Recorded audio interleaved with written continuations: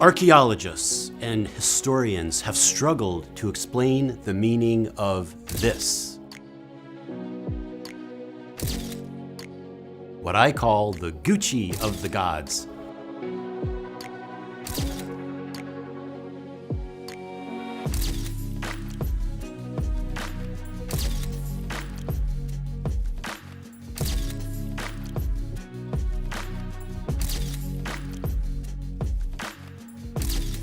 What exactly are these handbags and watches? Is that a pocket dimension in that pocketbook? You're going to want to pay attention to this episode because it's not going to go the way you think. It's like the definition of a paradox. Can't be, but somehow is. Hello, my name's Christopher Anatra. I'm the consciousness within the hologram you know as the quantum businessman. Perhaps you're a consciousness within a human DNA hologram too. Perhaps you are a symphony of hard light technology frequencies within a holographic symphony of realities that makes you, you. What brought me to making these videos? The Mandela effect. What is the Mandela effect? Mandela effects are like Easter eggs in a video game. They are hints and wonderful surprises that we have experienced a timeline shift in what I call the Earth game. Mandela effects can also be classified as negative or positive timeline insertions, in the same way a chess player makes moves to win a game. They are the consequences of that timeline insertion to show those that are observant that a different timeline has been stitched in by those that are manipulating the natural order. Mandela effects show us that what we believe to be reality is not exactly reality. Because if this reality was true and unchanging, we wouldn't have Mandela effects. The way the reality rules work in the Earth game, you need to at least be provided the pieces to the puzzle so that you can awaken in the dream, level up in the Earth game. Most of the time, that is through a process known as soft disclosure. Soft disclosure is the revealing of information, usually in books, movies, and other entertainment, that one might view as make pretend, or fantasy, or science fiction. In this presentation, I'm going to use a lot of soft disclosure from cartoons, movies, and science fiction to help you understand and really grasp that the answers are always around us. As you watch this presentation, remember the famous words of Sherlock Holmes. When one has eliminated the impossible, whatever remains, however improbable, must be the truth. The Mandela effect also brought me to something called the Akashic Records. The Akashic Records is a term given to a library of information which exists in a higher dimension. You have your own Akashic Records, which are contained in the higher frequencies of your DNA. It includes information about all your past lives on Earth and the cosmos. Everything that makes you, you. The Akashic Records also contain the history of Earth, which some can tap into as information flows into your heart like a river of truth. The Akashic Records reveal the truth about history, solving mysteries that have eluded historians and archaeologists. Archaeologists and historians have struggled to explain the meaning of what I call the Gucci of the gods. What exactly are these handbags and watches? Welcome to Act 7, Concepts, Scene 1, Gucci of the Gods. We are first going to focus on the handbag of the gods.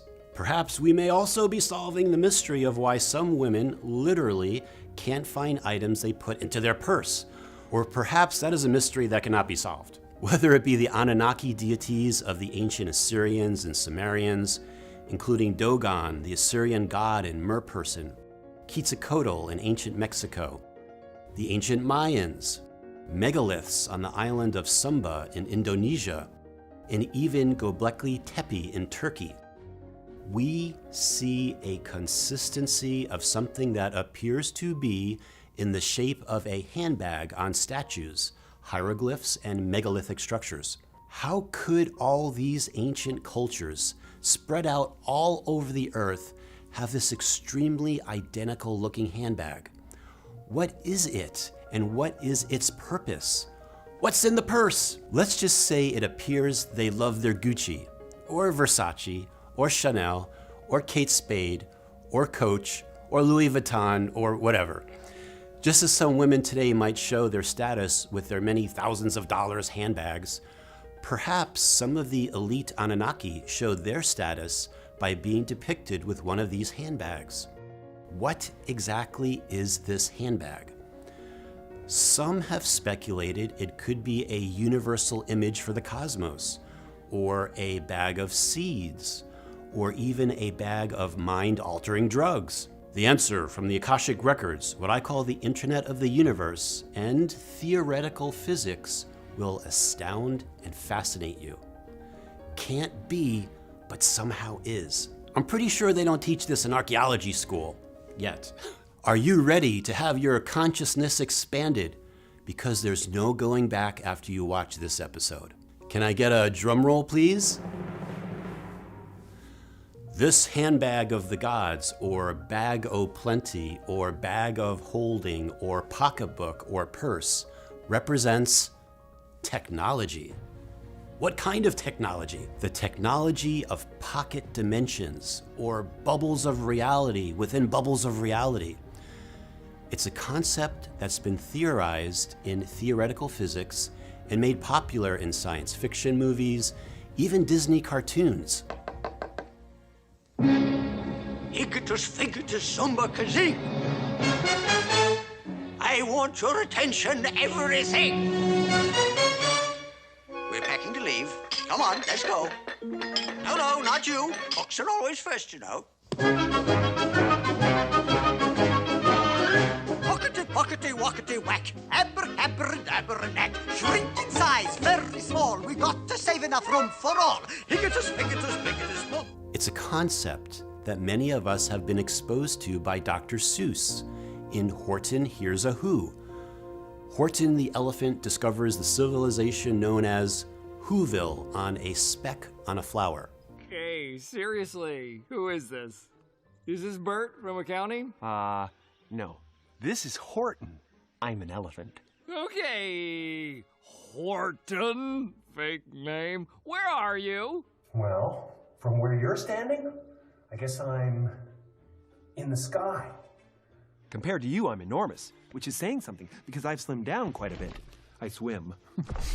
Your whole world fits on a flower in my world. Oh man, this is even pushing it for you, Bert. Let's keep on pushing our consciousness. It's soft disclosure and a concept made popular in science fiction TV shows like Doctor Who and the TARDIS. The TARDIS is a time-traveling blue police box, which is much bigger on the inside than the outside. It's bigger on the inside. It's bigger on the inside. It's bigger on the inside. So much bigger on the inside. Bigger on the inside! The bigger on the inside phone box. Bigger on the inside? Yes, it's bigger on the inside. It's bigger on the inside. You know, I get that a lot. Well, the bigger on the inside starts leaking to the outside. It grows. It's bigger on the inside. And it's bigger on the inside than the outside. It's bigger on the inside. It's bigger on the inside than the outside. Look, it's bigger on the inside. Bigger on the inside. It's bigger on the inside, it's bigger on the inside, it's bigger on the inside. How can it be bigger on the inside, Bennett? It's bigger on the inside than it is on the outside. Hey, we got there! It's a concept and soft disclosure in the movie Fantastic Beasts, where an entire magical world of fantastic beasts can be accessed through a suitcase.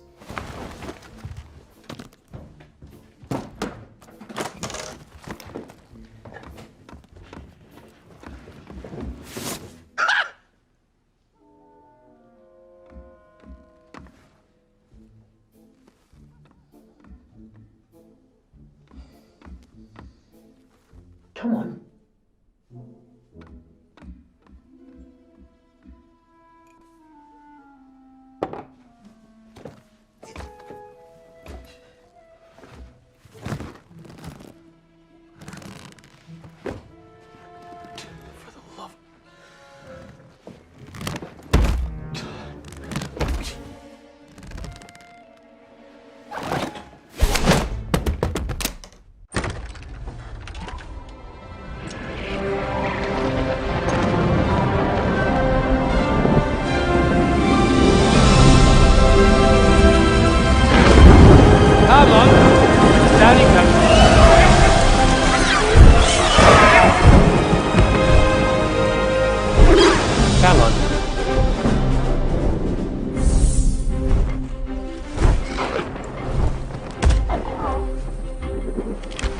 Pass, Elsie. If you'd have got out, that could have been quite catastrophic. The book, Harry Potter and the Deathly Hallows, mention a type of magic called an undetectable extension charm to allow unlimited items to fit into a bag. Need to change.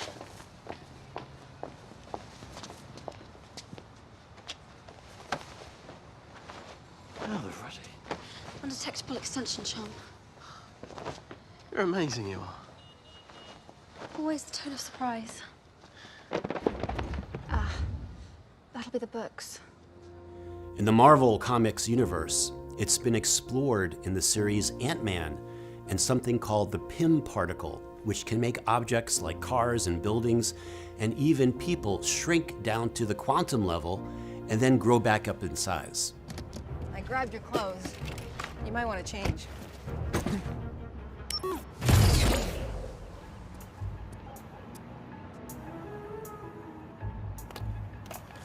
Look, I'd really like to help you out. But if I'm not home when they come to take off my ankle monitor, then I'm going away forever. Once we get the component and power up the tunnel, we'll get the message and have you home by lunch. We have to hurry. The entanglement won't last. You owe us. All right, fine. But can I just wait inside? Because I'm not supposed to be out here.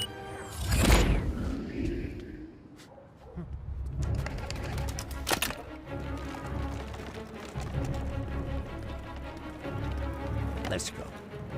This isn't just about science fiction or fantasy. It has scientific, theoretical, and mathematical possibilities.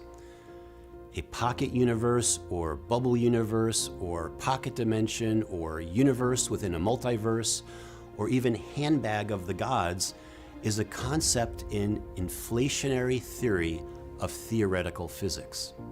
What is inflationary theory? It's a theory which brings together ideas from quantum physics and particle physics to explore the early moments of the universe, following the Big Bang. Developed in 1980 by particle physicist Alan Guth, inflation theory is today generally considered a widely accepted component of the Big Bang theory and explains the possibility of pocket universes or pocket dimensions. In talking about this concept, note what particle physicist Alan Guth said about inflation theory and pocket universes. The other argument that I rely on is the simple fact that there's a lot of evidence for inflation, and almost all versions of inflation lead automatically to eternal inflation, inflation that once it starts never ends. And this eternal inflation goes on, producing what in this context we usually call pocket universes, but we would be living in one of these pocket universes. So that's in a sense a two-step process to the multiverse. One is that you need inflation in this universe to explain how this universe works, and then when you have inflation, when you look at inflation, you say, whoops, you know, right. once I get this thing once started. Once you got it, it's hard to stop. Yeah. Exactly. Right. So even though we can't see these other universes, we can say that the same theories that give us the best explanation we have of the properties of our visible universe predicts that it's going to go on forever, producing an infinite number of pocket universes. The concept of pocket dimensions has many other thought leaders of quantum physics and the holographic universe talking. Professors of theoretical physics, such as Leonard Susskind of Stanford University, have spoken about the possibility of pocket dimensions or bubble universes within universes. The expectation then is that the universe is extremely big, much bigger than we can see, and full of all different kinds of environments. Yeah, and some would describe each of the separate pieces of the whole universe, depends how you use the term, as a pocket universe or a bubble universe squeezed off from the rest with its own separate laws created by this inflation, which may have ended in our pocket universe, but continues on in others and making continues lots on of in others and continues to bubble and froth and create more and more and more environments. Pocket dimensions or bubble universes squeezed off from our universe and continues to bubble and froth and create more and more bubbles or pockets of reality. So what is a pocket dimension? Can I get a drum roll, please? A pocket dimension is two bubbles of dimensional technology coming together. A smaller, compact pocket or box or bag or territory space or Doctor Who TARDIS or Fantastic Beasts suitcase being fit into another reality. One territory space that is fit into another territory space related to spatial energy, then detaching one space from another, and then making the boundaries of the space you wish to compress, and then completely detaching from the main bubble or territory space. A separate dimension or bubble or territory not operating under the rules of the main bubble or dimension. Its own handbag world of fantastic beasts within a suitcase or bubble of reality with a different set of reality rules. And who said the multiverse was boring? The next topic to discuss is who can create pocket dimensions. Perhaps this technology existed in Lemuria and Atlantis.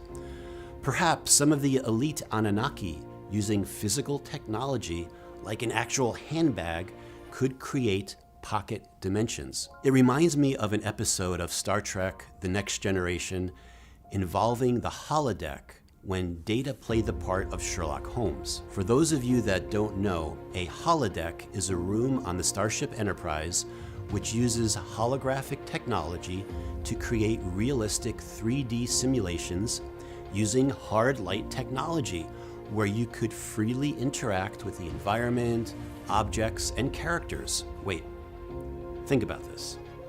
What if Earth were a starship and we were in a holodeck? Nah, that can't be. In this episode of Star Trek, with Data playing the part of Sherlock Holmes, Professor Moriarty, who is a holographic character within the game, discovers that he's not real. I have felt new realities at the edge of my consciousness readying to break through. Surely, Holmes, if that's who you truly are, you, of all people, can appreciate what I mean. Data. Say nothing. I know that there is a great power called computer, wiser than the Oracle at Delphi. A power which controls all of this, and to which we can speak. Arch. Data, this isn't right. A holographic image should not be able to call for the arch. Professor Moriarty becomes aware that he is a holographic character with consciousness and asks to be free. As I said before, you are only a holographic image, I know. But are you sure? Oh, yes. Does he have life? He's a machine, but is that all he is? No, he is more. Exactly. Is the definition of life cogito ergo sum, I think, therefore I am? Yes, that is one possible definition. It is the most important one. And for me, the only one that matters. You or someone asked your computer to program a nefarious fictional character from 19th century London, and that is how I arrived. But I am no longer that creation. I am no longer that evil character. I have changed. I am alive, and I am aware of my own consciousness. To solve this conundrum, Professor Moriarty is placed within technology, which is an entire holographic universe within a cube.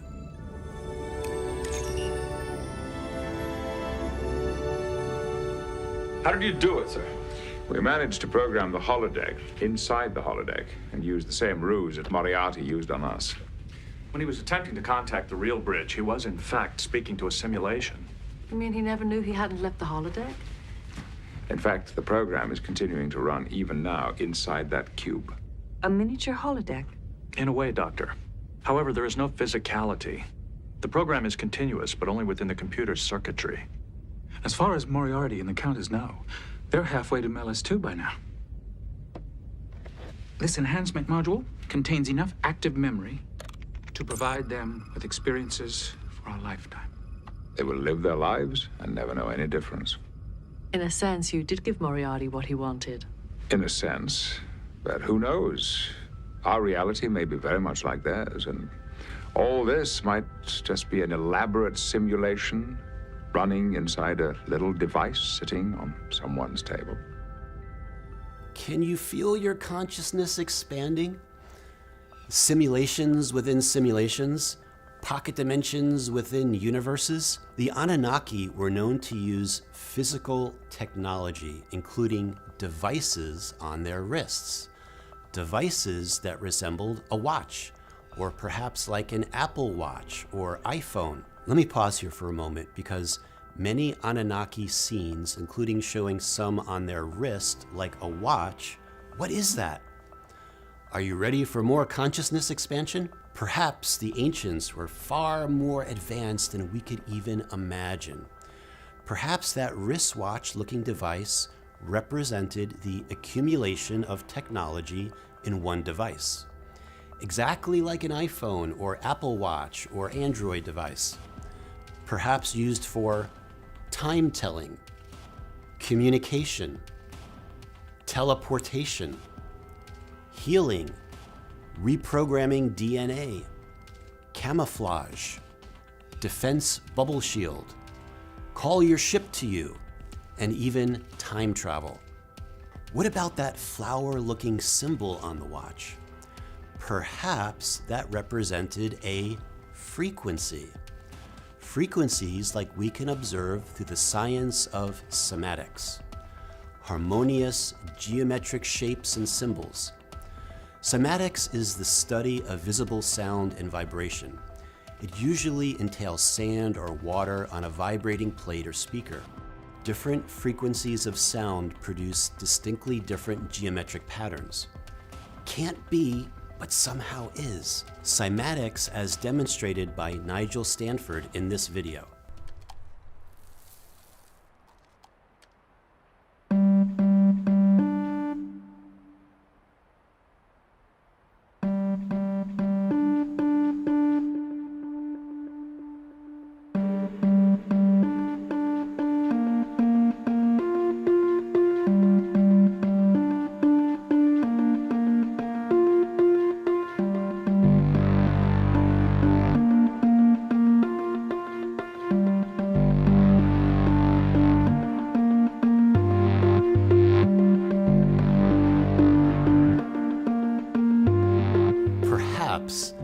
The frequency pattern on that wristwatch of the gods would change depending on what was being activated.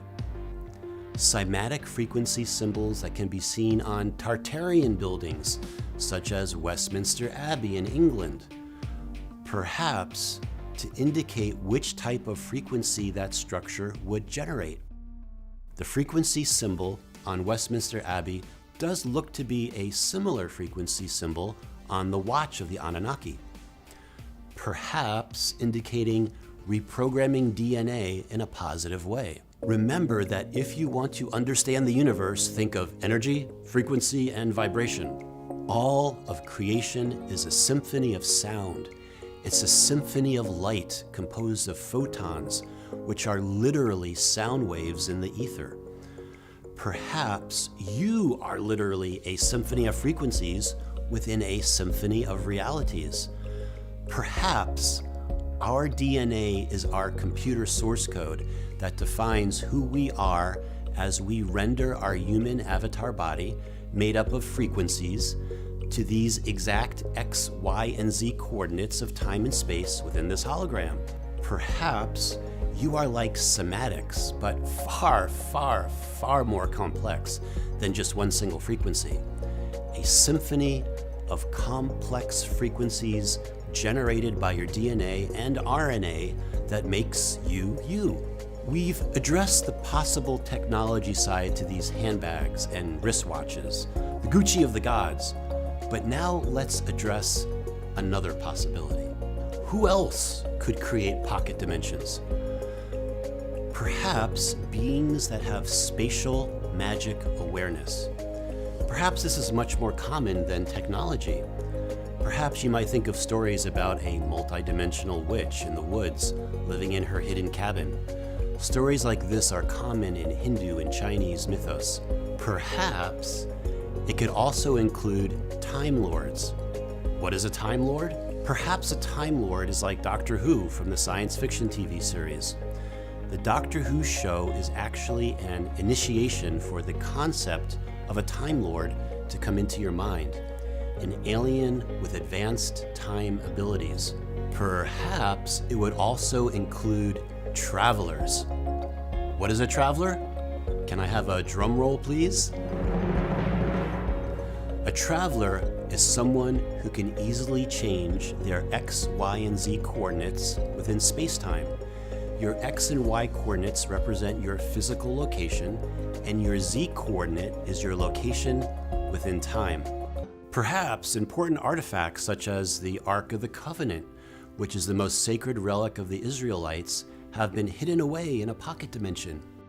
Who knows what treasures are kept secret and hidden away in pocket dimensions? To provide yet another level of possibilities for your consciousness expansion, perhaps these pocket dimensions and their creators can also provide a type of replicator technology. What is a replicator? Can I get a drum roll, please? That technology is explained in science fiction and shows such as Star Trek. I believe it's a molecular synthesizer of some kind, similar to a protein resequencer, but far more advanced. To water, cold.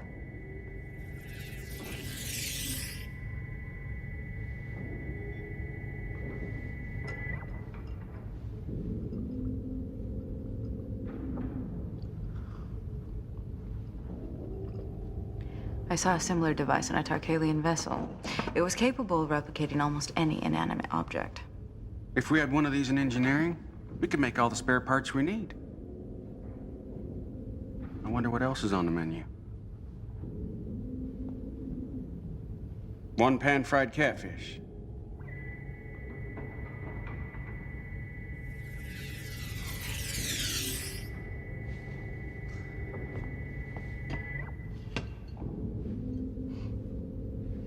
Smells like the real thing.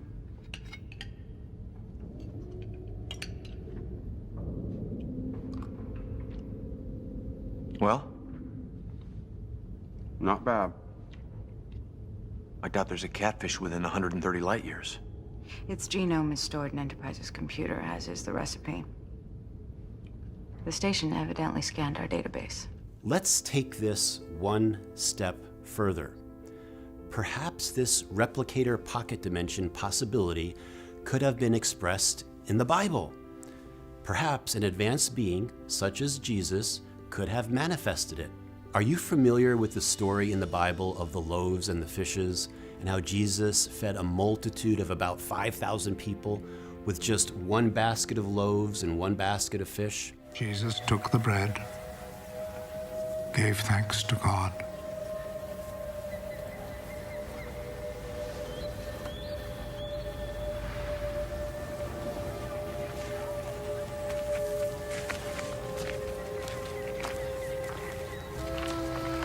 and distributed to the people who were sitting there.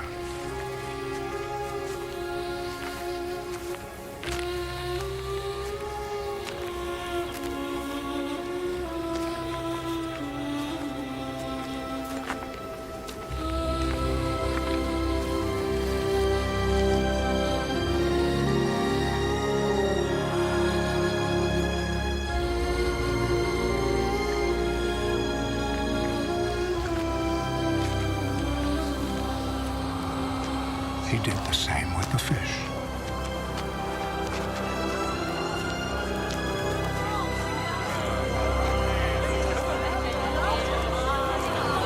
And they all had as much as they wanted. Could an advanced being, such as Jesus, have used a type of pocket dimension replicator to produce enough food to feed that crowd of 5,000? Can't be, but somehow is. What about those 3 handbags on the pillar at Göbekli Tepe? Perhaps they represented multiple pocket dimensions that were utilized at that location in Turkey by those that were escaping the cataclysm of Atlantis. Perhaps even pocket dimensions created in Atlantis. Pocket dimensions that could hold species of animals and even the tools to rebuild a civilization. So what do you think about all this?